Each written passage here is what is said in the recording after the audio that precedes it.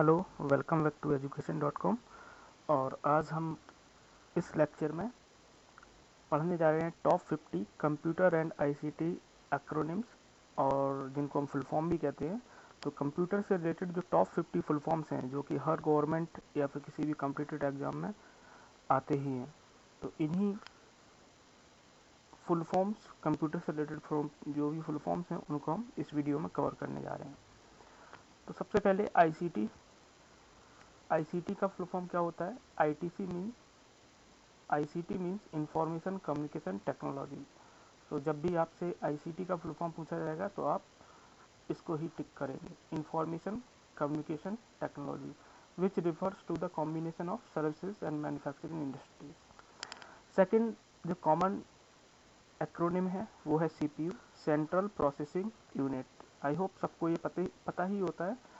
And जो एक और कॉमन एक्रोनिम है वो है सीयू, कंट्रोल यूनिट। कुछ ये कंफ्यूजिंग हो जाता है कभी कभी जब हमारे पास ऑप्शन होते हैं, कंट्रोल यूनिट भी लिखा होता है, सेंट्रल यूनिट भी लिखा होता है, इस तरह से कंफ्यूजिंग से नाम होते हैं। तो यहाँ पर हमें इसको याद रखना है, सीयू मतलब control unit. Similarly ALU, ALU means arithmetic and logic unit.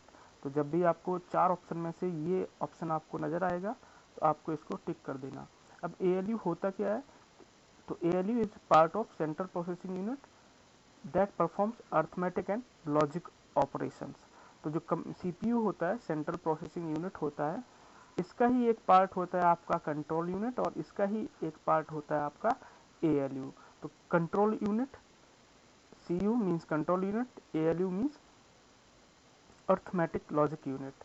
Next होता है आपका रोम, जिसको आप बोलते हैं रीड ओनली मेमोरी।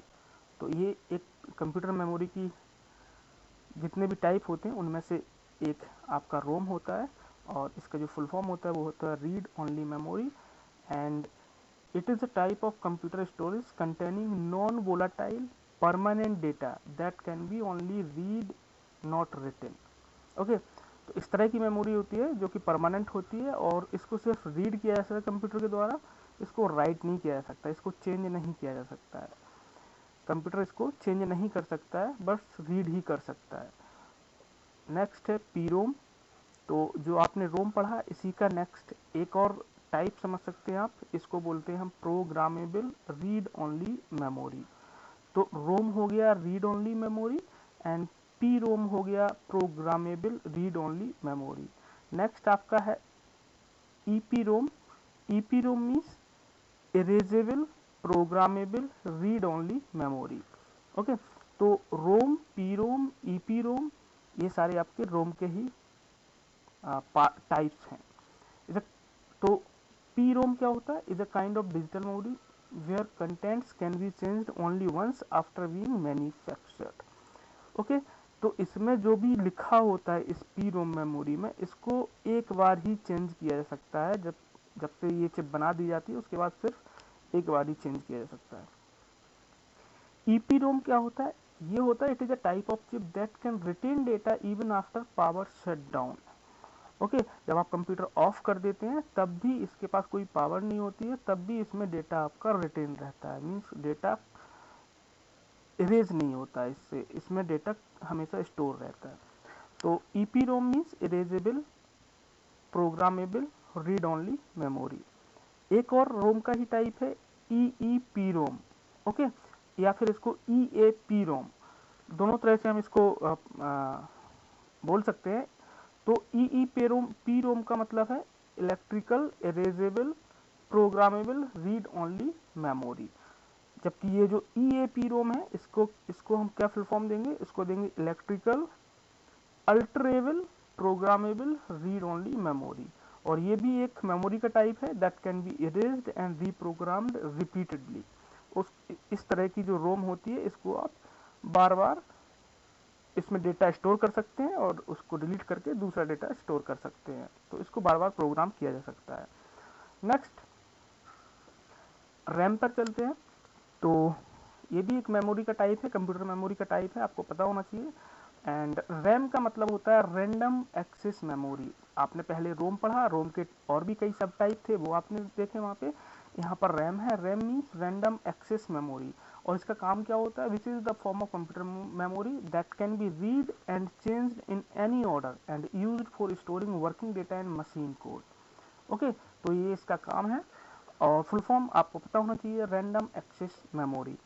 हालांकि मैं यहाँ पे ज़्यादा डिटेल में इन वर्ड्स को डिस्कस नहीं करेंगे, इसके लिए सेपरेट वीडियो है, वहाँ पर आप देख सकते हैं कि पर्टिकुलर चीज़ का क्या यूज है और क्या डेफिनेशन है, क्या यूज है, क्या एडवांटेजेस हैं, क्या डिसएडवांटेजेस हैं, ये दूसरे वीडियो में होगा। यहाँ पे हमें सिर्फ फुल फॉर्म ही कवर करने हैं।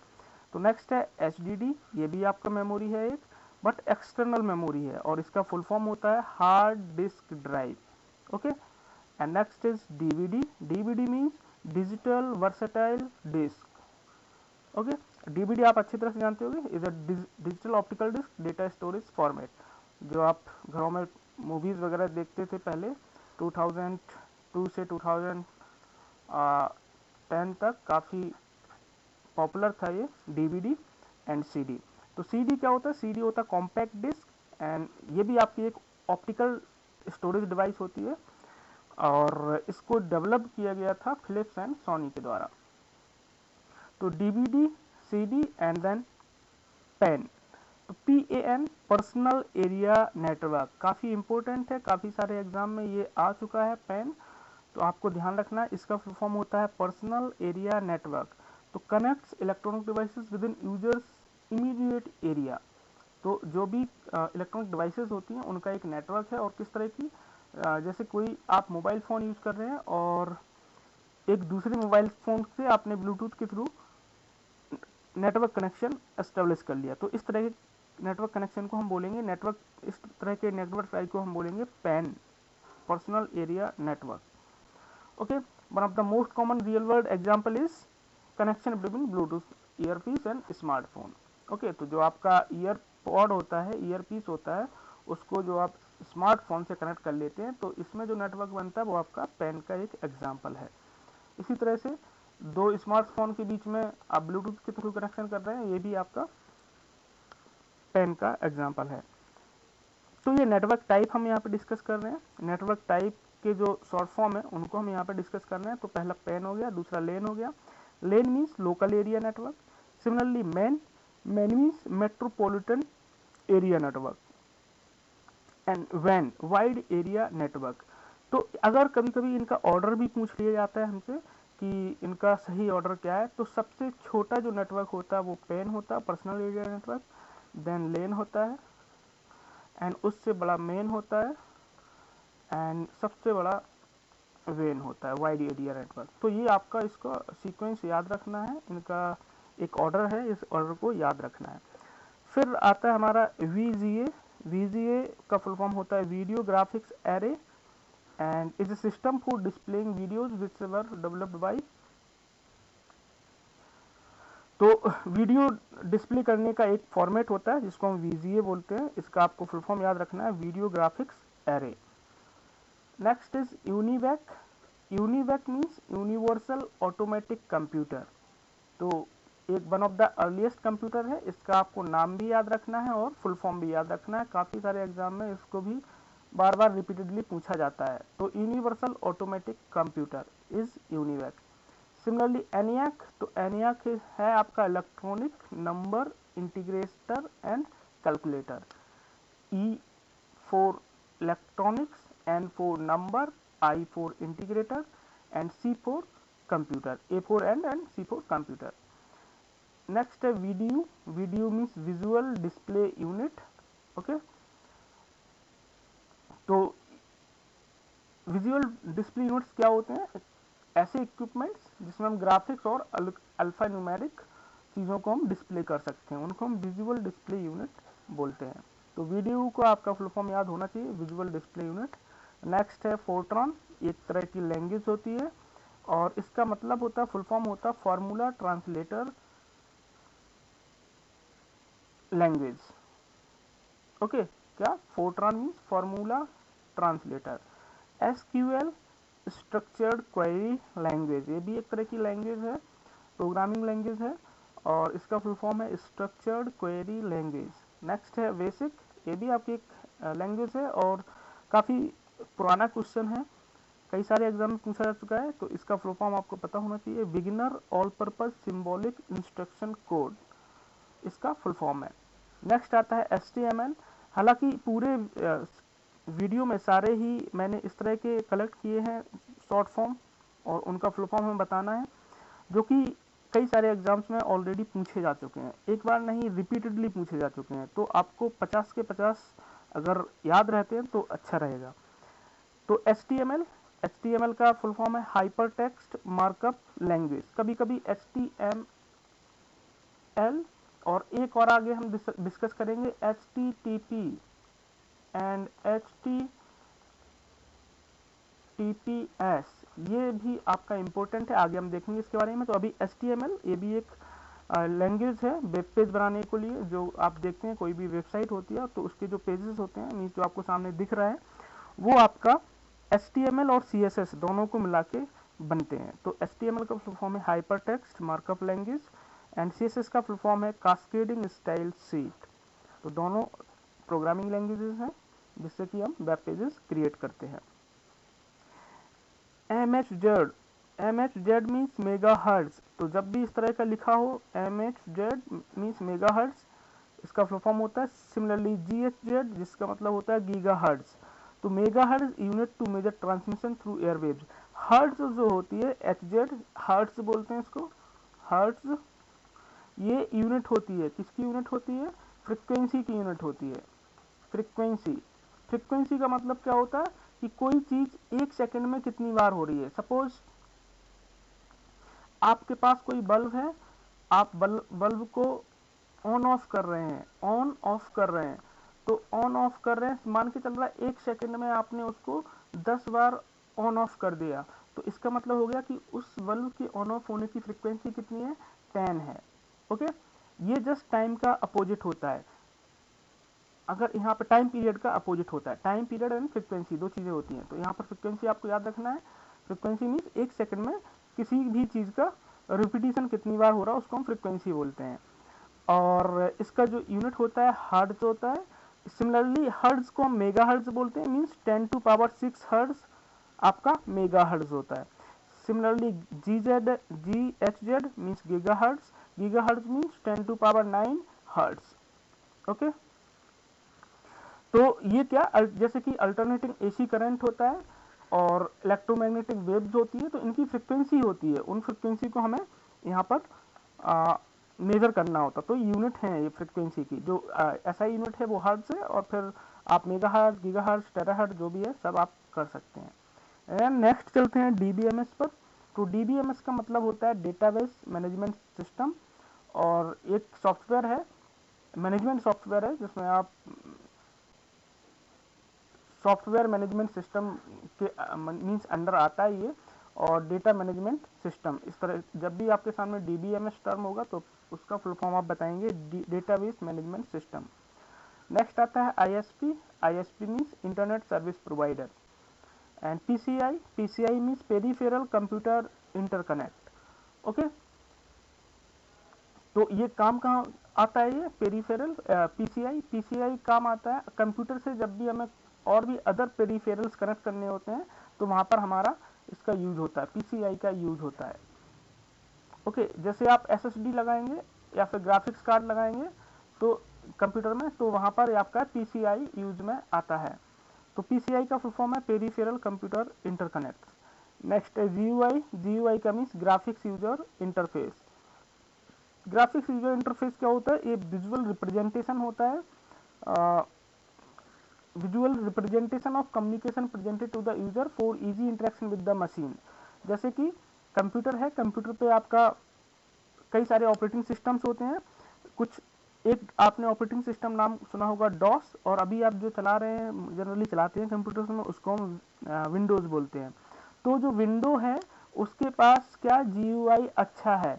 GUI अच्छा होने का मतलब क्या है कि आप कंप्यूटर से इजीली इंटरेक्ट कर सकते हैं। अगर आपको बहुत डीप नॉलेज नहीं है कंप्यूटर की, हार्डवेयर की या फिर सॉफ्टवेयर की, तो भी आप इजीली इंटरेक्ट कर सकते हैं GUI के थ्रू। ओके, जैसे यहाँ पर GUI आप देख सकते हैं, यहाँ पर ये ब्राउजर खोलना आपको, तो यहाँ पर ब्राउजर पे क्लिक करके आप ओपन कर सकते हैं। कोई ऐप खोलना है यहाँ पे, तो इस पर क्लिक करके ओपन कर सकते हैं। जबकि अगर GUI ना हो तो क्या, इन्हीं को हमें कुछ कोड रन करवा के ऑन करना पड़ेगा। तो GUI का मतलब है कि जो कम्युनिकेशन है between the machine and the user वो ईजी हो जाता है।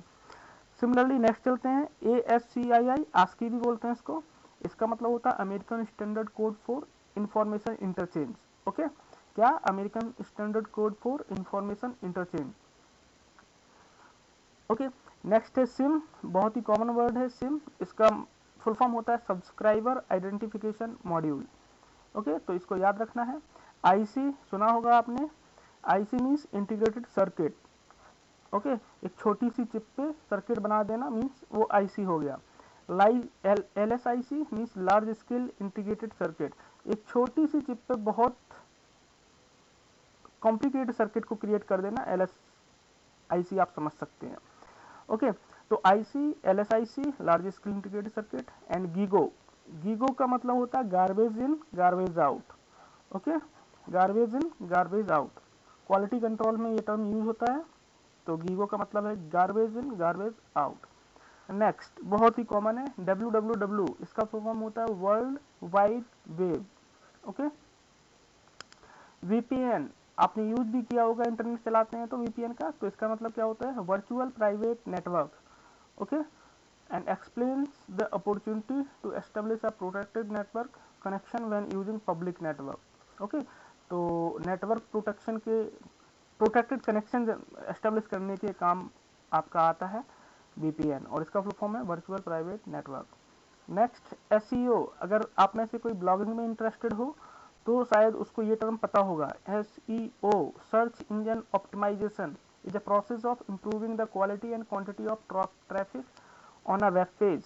जो आपका ब्लॉग है उस पर ट्रैफिक मीन्स विजिटर्स जो भी सर्च कर रहे हैं, सर्च में पहले आपका पेज कैसे आए, उस चीज़ को इम्प्रूव करने के लिए हम जो भी टेक्निक्स या फिर जो भी प्रोसेस अपनाते हैं उसको बोलते हैं search engine optimization, SEO। Next is IP address, internet protocol. Next बहुत ही इंपॉर्टेंट है PDF का फुल फॉर्म क्या होता है पोर्टेबल डॉक्यूमेंट फॉर्मेट। क्या, पोर्टेबल डॉक्यूमेंट फॉर्मेट, और फाइल फॉर्मेट है एक तरह का। इसमें हम क्या, space to store files. BIOS सुना होगा आपने, कंप्यूटर में बायोस मीन्स, इसका फुल फॉर्म है basic input and output system. Basic input and output system which controls the computer and related devices. Okay, byte is known as the data storage unit, एक तरह की unit है bite, है ना। Bite means 8 bit बराबर 1 bite. Okay, के stands for kilobyte, या फिर केबी भी बोलेंगे यहाँ पर, के अकेला हो या फिर केबी के अकेला हो तो उसको किलो ही हम समझेंगे, बट केबी मीन्स किलोबाइट। और कितने इसमें बाइट्स होते हैं, 1 KB equals 1024 bytes. Okay, MB stands for megabyte, KB kilobyte, MB megabyte, और 1 MB equals 1024 KB। Okay, next is GB is gigabyte, which means, this is not wrong, which means 1024 MB equals 1 GB। तो 1 GB कितना, 1024 MB होगा तो 1 GB हो जाएगा। और एक और होता है यहाँ पर, हम अलग से मेंशन कर दूं आपको, TB मीन्स टेराबाइट। यहाँ पर 1024 GB मीन्स 1 टेराबाइट। यहाँ पर इनका सीक्वेंस भी आपको याद होना चाहिए, सबसे छोटा होता है बाइट, फिर किलोबाइट केबी, फिर मेगाबाइट MB, फिर GB, एंड सबसे बड़ा TB। ये सीक्वेंस भी आपको पता होना चाहिए कि सबसे छोटा कौन है, सबसे बड़ा कौन है। ओके, मैक एड्रेस, ये वो वाला मैक नहीं है, ये एप्पल वाला है। MAC address means media access control. क्या होता है मैक का full form, media access control. OS OS का मतलब होता है ऑपरेटिंग सिस्टम, ओके, और it is the most important program of the computer device which runs automatically once that device is switched on. सबसे इंपॉर्टेंट चीज होती है, अगर किसी कंप्यूटर में ये नहीं है तो फिर कंप्यूटर काम ऑलमोस्ट नहीं कर पाएगा। और जब भी आप कंप्यूटर को ऑन करते हैं सबसे पहले उसका और जो सॉफ्टवेयर रन होता है वो होता है आपका ऑपरेटिंग सिस्टम ही। तो ऑपरेटिंग सिस्टम आपको पता होने चाहिए, बहुत ही कॉमन ऑपरेटिंग सिस्टम है आपका विंडोज और मैक, जो एप्पल्स के कंप्यूटर होते हैं उनमें मैक, और जो आप मोबाइल फ़ोन यूज़ करते हैं उसमें आप जनरली क्या एंड्रॉयड, और भी एग्जांपल हैं लाइक लिनक्स और यूनिक्स। ये क्या है आपके, ये सारे आपके बहुत ही कॉमनली यूज्ड होते हैं और जो एग्जाम में पूछे भी जाते हैं ऑपरेटिंग सिस्टम। देन आता है आपका HTTP, hyper text transfer protocol. HTTP का मीन्स क्या होता है, हाइपर टेक्स्ट ट्रांसफर प्रोटोकॉल। आपने जब भी कोई वेब पेज विजिट करते हैं तो वहाँ पर इस तरह से लिखा होता है https://www डॉट समथिंग, कोई वेबसाइट का नाम हो। तो ये जो HTTP लगा हुआ है ये क्या है, हाइपर टेक्स्ट ट्रांसफर प्रोटोकॉल। और जो S लगा होता है उसका मतलब होता है सिक्योर। तो जब भी आपसे HTTPS हो तो hyper text transfer protocol secure, आगे S का मतलब सिक्योर। इतना हुआ। नेक्स्ट है URL। URL means uniform resource locator. URL क्या होता है, कोई भी वेब पेज है, कुछ भी आप सर्च करते हैं, गूगल पे आपने कुछ सर्च किया और जो सबसे पहले ऊपर आया आपने उस पर क्लिक कर दिया, तो जो वेब पेज खुला उसका जो ऊपर ब्राउजर में URL होता है, मीन्स जो लिंक होती है, उसी लिंक को हम बोलते हैं URL, और हर पेज के लिए यूनिक URL होता है। ठीक, URL का फुल फॉर्म है यूनिफॉर्म रिसोर्स लोकेटर। देन आता है USB, यूनिवर्सल सीरियल बस, ओके, कम्युनिकेशन प्रोटोकॉल है एक, इसको याद रखना है। USB जो आप पेन ड्राइव वगैरह यूज करते हैं वो इसी पर काम करते हैं। फिर आता है VR, virtual reality. Virtual reality is a 3 dimensional scene on the computer used in gaming as well. तो इसका सबसे ज़्यादा यूज़ कहाँ होता है, गेमिंग में होता है। इसमें क्या होता है, आपको एक चश्मे जैसा एक आंखों में पहना दिया जाएगा और फिर आपको पूरा आपके सामने, जैसे आप टीवी पर या फिर कंप्यूटर पे वीडियोस देखते हैं वैसा आपका पूरा 3D एनवायरनमेंट आपके साथ क्रिएट हो जाएगा।